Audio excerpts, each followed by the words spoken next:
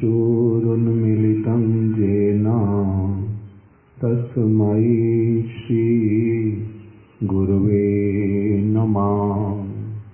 मूकं करोति वाचालं पङ्गुं लङ्घयते गिरिं यत्कृपात्वम् अहं वन्दे श्रीगुरुं दीनतारिणं परमानन्दमाधवम्। वाञ्छाकल्पतरुभ्यश्च कृपासिन्धुभ्य एव च पतितानां पावनेभ्यो वैष्णवेभ्यो नमो नमः। नमो ॐ विष्णुपादाय गौरापृष्ठाय भूतले श्रीमते भक्ति प्रमोदाय पुरीगोस्वामिन् नामिने। नमो ॐ विष्णुपादाय कृष्णपृष्ठाय भूतले श्रीमते भक्ति सिद्धान्त सरस्वती इति नामिने। नमो गौरकिशोराय साक्षाद् वैराग्यमूर्तये विप्रलम्भा रसाम्बोधे पादाम्बुजायते नमः। नमो भक्तिविनोदाय सच्चिदानन्दनामिने गौरशक्ति स्वरूपाय रूपानुगवरायते। गौर आविर्भाव भूमिस्त्वं निर्देष्टा सज्जन प्रिया वैष्णव सार्वभौम श्री जगन्नाथाय ते नमः। जय श्री रूप श्री सनातन भट्ट रघुनाथ श्री जीव गोपाल भट्ट दास रघुनाथ।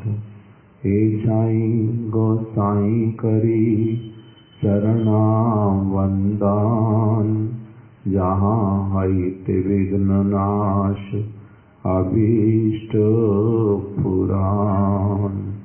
श्री कृष्ण चैतन्य प्रभु नित्यानंद श्री अद्वैत गदाधर शिवासादि गौर भक्त वृंद। हरे कृष्णा कृष्णा कृष्णा हरे हरे हरे राम राम राम हरे हरे। चेतो दर्पण मार्जनं भवमहा दावाग्नि निर्वापणम् श्रेयाकैरव चंद्रिका वितरणम् विद्यावधू जीवनम् आनन्दाम्बुधिवर्धनं प्रतिपदम् पूर्णामृतास्वादनम् सर्वात्मा स्नपनं परं विजयते। श्रीकृष्ण संकीर्तनम्।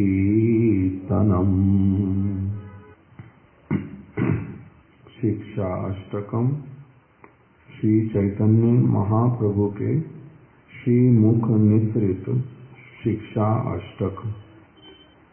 इस शिक्षा अष्टक का जो प्रथम श्लोक हम लोग कुछ दिन पूर्व उसी को ही श्रवण कर रहे थे, जिसके अंतर्गत इस श्लोक के अंतर्गत 8 पद हैं और उसमें जो सबसे अंतिम पद है, अष्टम पद, परम विजयते श्री कृष्ण संकीर्तनम, उसका अन्य सभी 7 पदों के साथ में अन्वय किया गया था। अर्थात जो श्री कृष्ण संकीर्तन है उसके द्वारा चेतो दर्पण मार्जन होगा, उसी श्री कृष्ण संकीर्तन के द्वारा भव महादावा अग्नि निर्वापणम होगा। उसी प्रकार से तृतीय पद आनंदम्बुधिवर्धनम प्रतिपदम, आनंदम्बुधिवर्धनम, वो भी श्री कृष्ण संकीर्तन के द्वारा होगा। ऐसे करके सभी 7 पदों में जो बात कही गई वो श्री कृष्ण संकीर्तन के द्वारा ही संभव पर होगी। इस प्रकार से हम लोगों ने श्रवण किया था और फिर इस श्लोक का शिला भक्ति विनोद ठाकुर जी और शिला प्रभुपाद दोनों ने ही उस श्लोक का टीका लिखा है। शिला प्रभुपाद जी ने अपनी टीका को नाम दिया विवृत्ति और शिला भक्ति विनोद ठाकुर जी ने नाम दिया संमोदन भाष्य।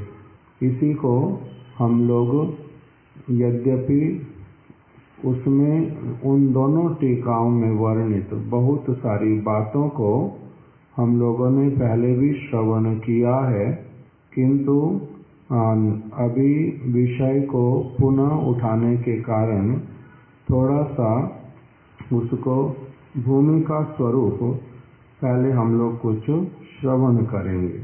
संमोदन भाष्य शिला भक्ति विनोद ठाकुर जी ने वर्णन किया, सदा सर्वदा 5 तत्वों से युक्त श्री नाम प्रेम प्रदाता स्वयं भगवान श्री चैतन्य महाप्रभु के चरणारविंदों में प्रणति पूर्वक उनके श्रीमुख विगलित शिक्षा अष्टक का संमोदन नामक भाष्य लिख रहा हूँ। संसार चक्र में पड़े हुए भगवद विमुख जीवों का कल्याण कैसे हो, इसके लिए भगवत तत्व के ज्ञाता श्री ब्रह्मा जी बड़े चिंतित हुए। उन्होंने एकाग्र चित्त से सारे वेदों का 3 बार अनुशीलन करके अपनी बुद्धि से यही निश्चय किया कि जिससे सर्वात्मा भगवान श्री कृष्ण के प्रति अनन्य प्रेम प्राप्त हो वही सर्वश्रेष्ठ धर्म है। श्रीमद् भागवत के इस सिद्धांत से यही सिद्ध होता है कि जीवों के लिए एकमात्र भगवद भक्ति ही परमार्थ प्रद परम धर्म है। कर्म ज्ञान योग और तपस्या आदि दूसरे साधन समूह परमार्थ प्रद परम धर्म नहीं है, किंतु यह भक्ति सुदुर्लभा है। केवल मात्र पारमार्थिकी श्रद्धा द्वारा ही सुलभ है। पारमार्थिकी श्रद्धा 2 प्रकार की होती है।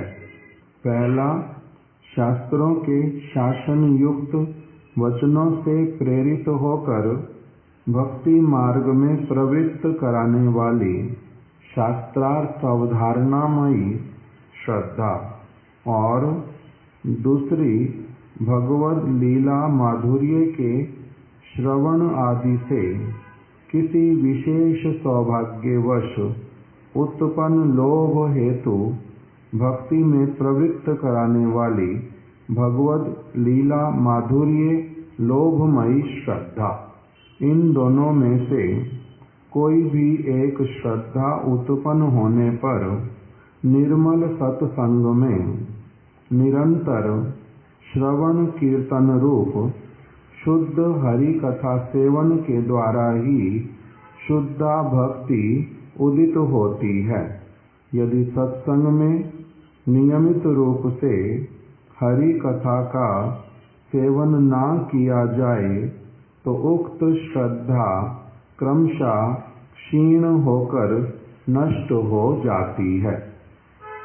इसी को ही हम लोगों ने विशेष रूप से श्रवण किया था कि श्रीला भक्ति विनोद ठाकुर जी ने बतलाया जो शुद्ध भक्ति है वो सुदुर्लभ है।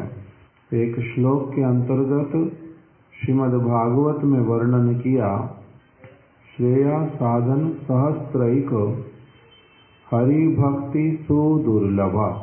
हजारों श्रेया साधन करने पर भी भगवान श्री हरि की जो भक्ति वो सुदुर्लभ है। भगवान अन्य समस्त वस्तुओं को सहज रूप में प्रदान कर देते हैं, किंतु जो उनकी अपनी भक्ति है उसको इतना सहज रूप में किसी को प्रदान नहीं करते। अर्थात अपनी सेवा वो ऐसे ही जिस किसी को प्रदान नहीं करते। जे करे अमार आश, जो मेरी आशा करता है, भगवान बोल रहे हैं, जे करे अमार आश तार करी सर्वनाश। उसका मैं सबसे पहले क्या करता हूँ, यदि कोई सरल हृदय से वास्तविक रूप में मेरा बनने के लिए कामना करता है तो मैं उसका सबसे पहले सर्वनाश कराता हूँ। अर्थात उसकी इस जगत वाली समस्त आसक्तियों को नष्ट कराता हूँ। उसको जो जो इस जगत में प्राप्त है उसका वो सब कुछ हरण कर लेता हूँ। श्रीमद् भागवत में भी ऐसे वाला एक श्लोक बतलाया जिसको श्रीला स्वामी महाराज जी पुनः पुनः अपने लिए बोलते थे कि भगवान ने श्रीमद् भागवत में कहा है कि जिसके ऊपर मैं विशेष कृपा करता हूँ उसका सब कुछ सर्वस्व संपत्ति धन शनैः शनैः क्रमशः धीरे धीरे उसका सारा कुछ उससे मैं छीन लेता हूँ, हरण कर लेता हूँ। तो इसलिए जे करे आमार आश तार करी सर्वनाश। तबु तो न छाड़े आश तबे खवाई बनेर घास। तब भी यदि वो मेरी आशा नहीं छोड़ता तब मैं उसको क्या करता हूँ, खाने के लिए भी उसको नहीं देता। पहले वन वन की घास इत्यादि फल फूल खिलाता हूँ। तबु तो न छाड़े आश तबे करी ताके दासेर दास। तब भी यदि वो मेरे चरण कमलों की आशा नहीं छोड़ता तब मैं उसको क्या करता हूँ, अपना दास बनाता हूँ। जैसे बतलाया, एक भक्त जब भगवान का भक्ति करता है, निर्मल साधु संग करता है, उद्देश्य क्या रखता है साधन इत्यादि करने का कि मेरे को भगवान के प्रति जो भाव है उसकी प्राप्ति हो, फिर प्रेम की प्राप्ति हो। साधन के अंग पालन करता है। मुख्य रूप में क्या है उसमें, श्रवण कीर्तन, विष्णु स्मरणम, पाद सेवनम, अर्चनम, वंदनम, दास्यम, सख्यम, आत्मनिवेदनम, ये सारे भक्ति के अंगों का पालन करते हैं। इसी को इनाम दिया साधन भक्ति। साधन करता है व्यक्ति और फिर साधु संग करते हुए भजन क्रिया में नियुक्त होता है। साधन का उपेक्षा नहीं करता, अर्थात भली प्रकार से भक्ति के अंगों का पालन करता है व्यक्ति, उसकी उपेक्षा नहीं करता, अनर्थ निवृत्ति होनी प्रारंभ होती है। फिर उसकी जो श्रद्धा वो निष्ठा में परिवर्तित हो जाती है, रुचि आ जाती है, आसक्ति होती है, फिर भाव की अवस्था में पहुंचता है। उसमें जो लक्षण बतलाए वो क्या है? भाव की अवस्था में उसका हो जाता है क्षुब्ध होने का कारण होने पर भी क्षुब्ध नहीं होना, क्षांति, अव्यर्थ कालत्वम, विरक्ति, मान शून्यता, आशा बंध, समुत्कंठा, नाम गाने सदा रुचि, आसक्तिस्तद गुणाख्याने, प्रीतिस्तद वसति स्थले। ये लक्षण जो हैं भाव के उसमें आ जाते क्रमशः। वो दुखी होने का कारण उपस्थित होने पर भी दुखी होता ही नहीं। कोई वस्तु उसकी नष्ट हो गई, किसी ने छीन ली, किसी ने अयथा क्रोध कर दिया, इन सब वस्तुओं से उसमें कोई हृदय में उसके विकार नहीं आता। और अव्यर्थ कालत्वम, एक मुहूर्त भी वो कृष्ण संबंध के बिना किसी भी और क्रिया में वो लगता नहीं, कृष्ण से संबंधित क्रिया में ही नियुक्त रहता है। अव्यर्थ कालत्वम, उसका समय बिल्कुल भी नष्ट नहीं करता। वो ऐसा एक भजन करते करते, साधन करते करते ऐसा उसका एक उसमें रुचि आ जाता है, उसको और किसी वस्तु में लगने में कोई रुचि होती नहीं, और सब समय ही भगवान का भजन करने में परम आनंद की ही प्राप्ति होती है, स्वाभाविक रूप में। वो कुछ और करता ही नहीं। अव्यर्थ कालत्व, नाम गाने सदा रति न रुचि, नाम गान करने में सदैव उसको बहुत आनंद आता है। कांति अव्यर्थ कालत्वम, विरक्ति, जगत की समस्त वस्तुओं के प्रति उदासीन। अब उसको सचमुच में हृदय में कोई कामना रहता ही नहीं कि मेरे को कुछ भी जगत का वस्तु जो है उससे संपर्क युक्त कुछ भी चाहिए, कुछ चाहिए ही नहीं। विरक्ति, मान शून्यता, लोग मेरा सम्मान करें, ये अब उसके मन से पूरी तरह से चला गया। शुद्ध भक्ति का साधन करने का ये फल होता है। मान शून्यता, निर्मल साधु संग यदि कोई करे तब उसका ये वाला वस्तु अपनी आप से आ जाता है। भक्ति के ये सहचर है। शुद्ध भक्ति यदि कोई करे, यदि उसका सौभाग्य उदित हो, उसमें ये प्रेरणा आ जाए शुद्ध भक्ति करने की, अहिंसा, यम, नियम और सारे गुण ये अपने आप से उसमें विराजित हो जाते हैं। धर्म, अर्थ, काम, मोक्ष की कामना अपने आप चली जाती है, उसके लिए प्रयास नहीं करना पड़ता उसको हटाने के लिए। धर्म, अर्थ, काम, मोक्ष की कामना चली जाती है। जैसे भागवत में बतलाया अलग अलग श्लोक एक एक वस्तु के, कि जो व्यक्ति भगवान हरि का भजन करता है उसका समासते गुणा, उसमें सारे सद्गुण अपने आप से आ जाते हैं। गुणों का संचार होता है उसके हृदय में, और मुक्ति के भी सामने आने पर उसको भी ग्रहण करता नहीं। संसार के विषयों का और सब उसके हृदय से वो चले जाते हैं। वो कुछ और कामना करता ही नहीं भगवान की भक्ति को छोड़ करके। ये शुद्ध रूप में साधु संग होने पर, निर्मल साधु संग होने पर अपने आप से ही होता है।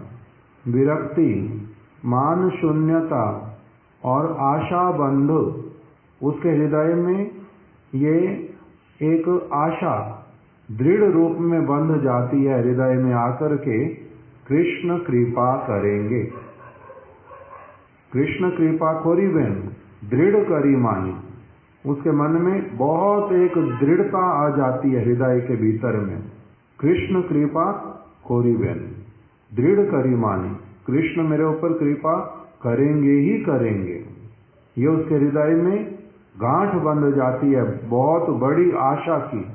कृष्ण कृपा कोरी बेन दृढ़ करी माने। ये भावमय अवस्था आते आते ऐसा हो जाता। ये आता है निर्मल साधु संग से। विरक्ति मान शून्यता, आशा बंद समुत्कंठा। हृदय में सब समय क्या रहती है? उत्कंठा रहती है कि अभी मेरे को बस कृष्ण मिलने ही वाले, अभी अभी मिलने ही वाले। समुत्कंठा, सब समय उत्कंठित तो होके रहता है। सारे सदाचार पूर्ण कार्य उसके अपने आप होते रहते हैं। जो कुविचार, जो स्वच्छंदता, वो अपनी आप से अब इसमें रहती ही नहीं, स्वाभाविक रूप में ही। ये जो परम भक्त उनका अनुसरण करता ही रहता। नाम गाने सदा रुचि, नाम गाने में रुचि उत्पन्न हो जाती है। और आसक्ति तद न आसक्ति तद गुणाख्याने प्रीति तद वसति स्थले। इसके मन में बहुत अधिक जो भगवान की लीला स्थली, वहीं पर ही इसका क्या हो जाता है? प्रीति लग जाता है। प्रीति तद वसति स्थले, भगवान की लीला स्थली में प्रीति उत्पन्न हो जाती है। उसके बिना रह नहीं पाता। जैसे शिला भक्ति विनोद ठाकुर जी ने कहा कि ये सब छोड़त कहाँ नहीं जाऊं, राधा कुंड तट कुंज कुटीर, गोवर्धन पर्वत या मुना तीर। जो ये सब लीला स्थलियां, इनको छोड़ करके, ये सब छोड़त कहीं नहीं जाऊं, इनको छोड़ करके मैं कहीं नहीं जाऊंगा। इस प्रकार का प्रीति स्थल वसति स्थल, ये सारी वस्तुएं आ जाती हैं। तो ये सब कैसे आता है? उसी का यहाँ पर मूल बतलाया कि निर्मल साधु संग होने पर श्रद्धा हुई। श्रद्धा यदि वो शास्त्र अवधारणामय श्रद्धा है तो भी भले उसमें थोड़ा सा समय लग सकता। भक्ति विनोद ठाकुर जी ने व्यक्त किया, इन दोनों में से किस कोई भी एक श्रद्धा होने पर, उत्पन्न होने पर, जो लोभमय श्रद्धा है उसके द्वारा बहुत शीघ्र ही एक व्यक्ति उस श्रद्धा से, साधु संग से बहुत शीघ्र रुचि, आसक्ति इत्यादि की अवस्था को प्राप्त कर लेता है। और जो शास्त्र अवधारणामय श्रद्धा, उसके द्वारा थोड़ा सा अधिक समय लगता है, किंतु वो भी पहुंच जाता है। तो इसलिए मुख्य रूप में बता दिया कि निर्मल सत्संग यदि प्राप्त हो जाए, निर्मल सत्संग में ही जो विशुद्ध भजन क्रिया वो प्रारंभ होती है। चित्त अवश्य ही निर्मल होता है, अनर्थ दूर होते हैं, दूर चले जाते हैं, निष्ठा उत्पन्न हो जाती है। ये सब कुछ होता है निर्मल सत्संग होने पर। शुद्ध भक्ति उदित होती है। निर्मल सत्संग में निरंतर श्रवण कीर्तन रूप शुद्ध हरि कथा सेवन के द्वारा ही शुद्ध भक्ति उदित होती है। यदि सत्संग में नियमित रूप से हरि कथा का श्रवण ना किया जाए, सेवन ना किया जाए, तो उक्त श्रद्धा क्रमशः क्षीण होकर नष्ट भी हो जाती है। यदि सत्संग करते रहें तो वो जैसे श्लोक बतला दिया था, सताम प्रसंगान मम बीज संविदो भवंती हृत कर्ण रसायन कथा तत् जोष्णाद अनु आश्व अपवर्ग वर्तमनि श्रद्धा भक्ति रति अनुक्रमिष्यति। ये क्रम के द्वारा ही श्रद्धा, फिर भक्ति, फिर रति, ये सब उत्पन्न हो जाता है। अर्थात श्रद्धा से एक व्यक्ति निष्ठा में, निष्ठा से रुचि, आसक्ति, भाव इत्यादि में वो पहुंच जाता, प्रेम भक्ति में पहुंचता। फिर ये क्रम है, क्रम से ही पहुंचते हैं। यही क्रम महाप्रभु के द्वारा, रूप गोस्वामी, सनातन गोस्वामी के द्वारा, श्रील भक्ति विनोद ठाकुर जी के द्वारा अनुमोदित शुद्ध भक्ति का क्रम। इसी प्रकार से ही एक व्यक्ति उन्नत अवस्था को प्राप्त करता ही करता है।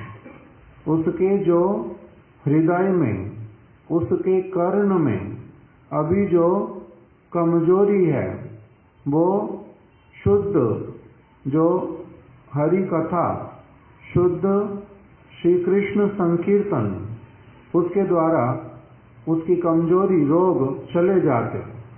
हृदय रोग वो भी चला जाता है, हृदय रोग काम वो भी दूर हो जाता। एक श्लोक श्रील गुरुदेव बहुत बार बोलते थे, विक्रीडितम ब्रज वधूभि, कि यदि भगवान की, श्री कृष्ण की, उनके जो विक्रीडितम ब्रज वधु, ब्रज वधुओं के साथ में उनकी जो लीला कथा, उसका यदि किसी को योग्यता प्राप्त हो जाता है श्रवण करने का, तो उसके हृदय से जो हृदय रोग काम वो दूर हो जाता है। यदि श्रद्धा पूर्वक वो उसका सेवन करे, श्रद्धा पूर्वक सेवन करने से उसके हृदय से जो काम इत्यादि है वो दूर चला जाता है। अप्राकृत प्रेम, कृष्ण के प्रति जो अप्राकृत प्रेम ब्रज वधुओं जैसा वो उदित हो जाता है। अविद्या सारी दूर होती है और भगवान के प्रति श्रद्धा, रति, प्रेम, भक्ति उदित होती है। अतः सत्संग में भगवान के नाम, रूप, गुण और लीलाओं का श्रद्धा पूर्वक सेवन करने से ही शुद्ध संकीर्तन संभव है, अन्यथा नहीं। इस प्रकार का श्रील भक्ति विनोद ठाकुर जी ने एक भूमिका दिया। इसी को कह रहे हैं श्री चैतन्य महाप्रभु की शिक्षा में उस शुद्ध संकीर्तन की ही महिमा कही गई है, उसी शुद्ध संकीर्तन की महिमा कही गई है। उसी के द्वारा जो है चित्त रूपी दर्पण इत्यादि सब कुछ होगा, मार्जित होना इत्यादि। श्री कृष्ण कीर्तन सर्व मंगल स्वरूप होने के कारण मूल श्लोक के चौथे चरण में जो परम शब्द उल्लिखित है, उसके द्वारा सर्वप्रथम श्रद्धा, तत्पश्चात सत्संग और उसके पश्चात भजन क्रिया के अंतर्गत शुद्ध कृष्ण संकीर्तन को ही लक्ष्य किया गया है। जो ये श्लोक के अंतर्गत परम विजयते श्री कृष्ण संकीर्तनम जो ये कहा गया, ये क्या है, इसका बतला रहे हैं कि ये साधन भक्ति का, अभिदेह भक्ति का एक अंग है, मुख्य अंग श्री कृष्ण संकीर्तन। अभिदेह किसको कहते हैं? अभिदेह शब्द का उत्पत्ति है अभिधा वृत्ति से।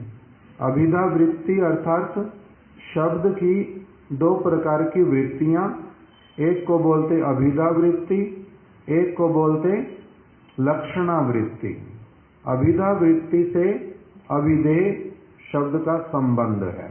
अभिधा वृत्ति अर्थात श्रील भक्ति विनोद ठाकुर जी सरल भाषा में समझाते हैं कि 10 घोड़े, ये शब्द सुनने से ही हम भली प्रकार से अपने आप से समझ लेते हैं कि संख्या में 10 घोड़े, घोड़े अर्थात एक विशेष प्रजाति का पशु, ये हम अपने आप से समझ लेते 10 घोड़े।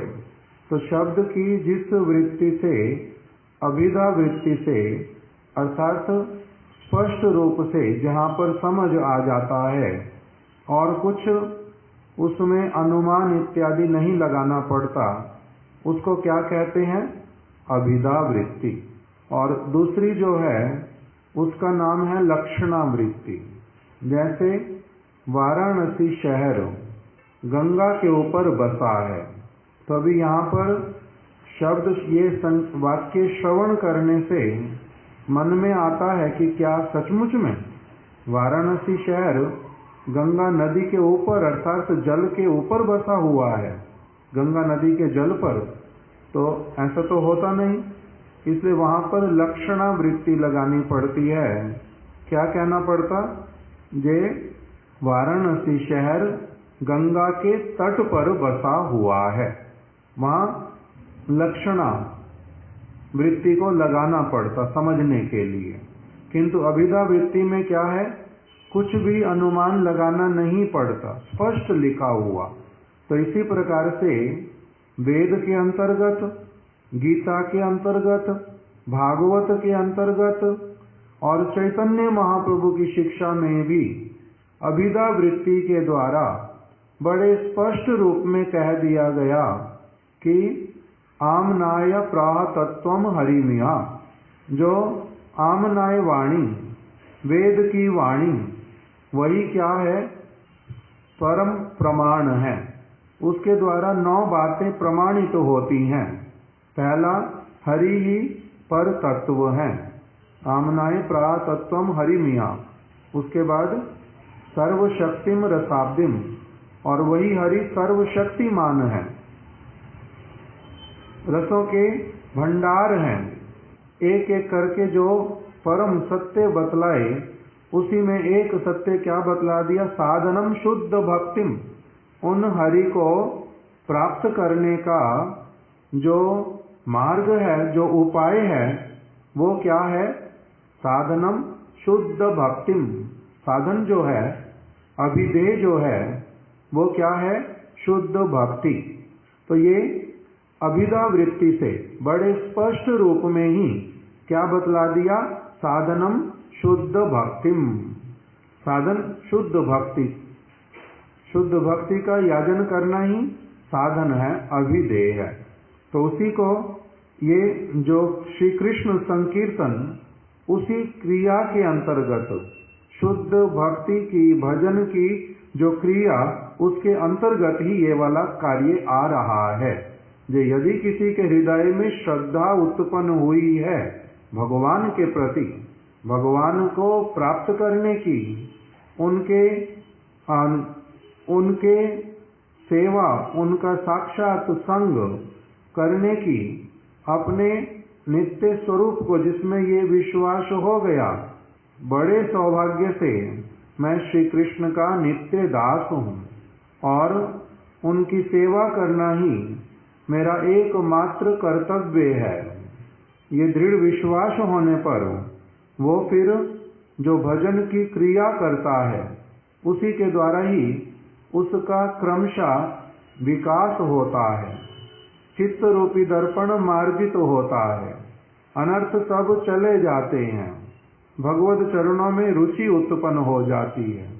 सब कुछ कैसे होता है, भजन क्रिया के द्वारा।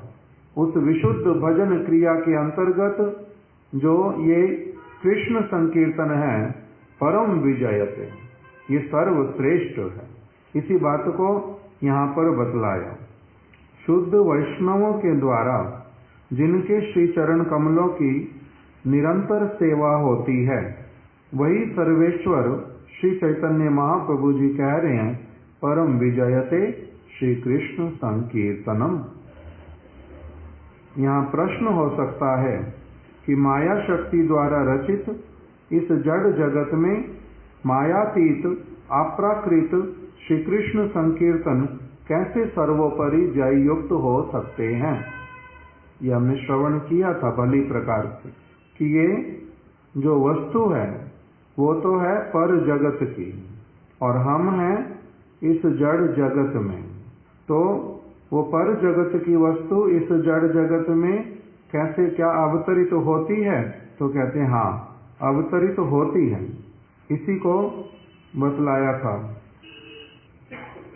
कि इस जगत में, प्रापंचिक जगत में हरि कीर्तन के विजय की जो प्रक्रिया है वो क्या है कि माया मुग्ध जीव सांसारिक क्लेशों से पुनः पुनः जर्जरित होता है, और जब वह इन क्लेशों से उबकर सौभाग्यवश सत्संग का सेवन करता है, तब उसका शास्त्रों का एकमात्र तात्पर्य भगवत भक्ति के प्रति विश्वास अथवा भगवान के माधुर्य के प्रति लोभ उत्पन्न होता है। उस समय उसे स्वरूप शक्ति की आह्लादिनी सार वृत्ति स्वरूप भक्ति में अधिकार प्राप्त होता है। श्रद्धा के उत्पन्न होने पर सर्वप्रथम गुरु चरणाश्रय होता है। अनंतर गुरुदेव और शुद्ध वैष्णवों के सत्संग में तत्व श्रवण का सुयोग उत्पन्न होता है। तत्पश्चात जब श्री कृष्ण के नाम रूप गुण लीला आदि का कीर्तन होने लगता है, उस समय माया दमन की प्रक्रिया प्रारंभ होती है, अर्थात अविद्या और अनर्थ दूर होने लगते हैं। साथ ही जीव का शुद्ध स्वरूप भी निर्मल होने लगता है। प्रापंचिक जगत में हरि कीर्तन के विजय की यही प्रक्रिया है। भगवान अथवा भगवान के निज जन वो पर जगत से इस जगत में अवतरित होते हैं और वहाँ की समस्त वार्ता को इस जड़ जगत के जीवों को वो प्रदान करना प्रारंभ करते हैं। जीव उन्हीं को गुरु के रूप में स्वीकार करके उनका चरण आश्रय करके अग्रसर होता है और क्रमशः उस गोलोक की वस्तु को वो अपने हृदय में धारण करता है। यही प्रक्रिया है श्री कृष्ण संकीर्तन के इस जगत में अवतरित होने की। इसी को हमने पहले श्रवण किया था। इसी प्रणाली से किए गए हरि कीर्तन से ही जीव को 7 प्रकार के सुफल प्राप्त होते हैं। इसी प्रक्रिया से आमनाय प्राह तत्वम, जो वस्तु विशुद्ध गुरु परंपरा के माध्यम से प्राप्त होती है, वही पद्धति है, वही प्रणाली है। इसलिए हम लोग ब्रह्म मध्व गौड़ीय सारस्वत धारा को ही जो है क्या करते हैं, इसी का ही सर्वाधिक आदर करते हैं। इसी के अंतर्गत ही ये वाले जो इनके अनुसार इस पद्धति से जो भगवद वस्तु ऊपर से नीचे की ओर जो प्रदान की जाती है डिसेंडिंग ऑर्डर में, जैसे बतलाया संप्रदाय विहीना जे मंत्रास्ते विफला मता, जो सत संप्रदाय के अंतर्गत इस पद्धति से जो दीक्षित नहीं होते, शिक्षित नहीं होते, इसके अंतर्गत जिस विचारधारा के जो विचारधारा आ रही है विशुद्ध सात्वत संप्रदाय के अंतर्गत, उसमें जो स्नात नहीं होते उनका फिर जो भजन साधन इत्यादि कुछ भी और करना वो सब निरर्थक चला जाता है, वो सब निरर्थक चला जाता है, व्यर्थ हो जाता है। संप्रदाय विहीना जे मंत्रास्ते विफला मता, विफल हो जाता उसका सारा कुछ। अतः वहां पर बतलाया, इसीलिए भगवान की विशेष इच्छा से कृपा से इस कलयुग में 4 जो सात्वत संप्रदाय वो प्रकटित होते हैं।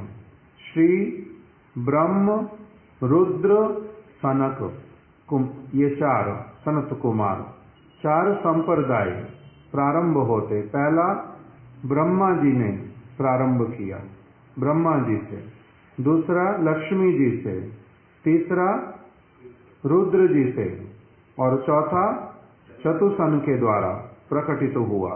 और उसमें यह भी बताया युद्धकले पुरुषोत्तमात्, उस श्लोक का चौथा पद, अर्थात ये चारों संप्रदाय के जो विशेष विशेष आचार्य वो सभी क्या करेंगे, उत्कल देश के पुरुषोत्तम क्षेत्र से ये जो विशुद्ध भक्ति की धाराएं, इसको वहीं से वो प्रवाहित करेंगे, उस स्थान को मूल केंद्र बनाएंगे, पुरुषोत्तम क्षेत्र पूरी।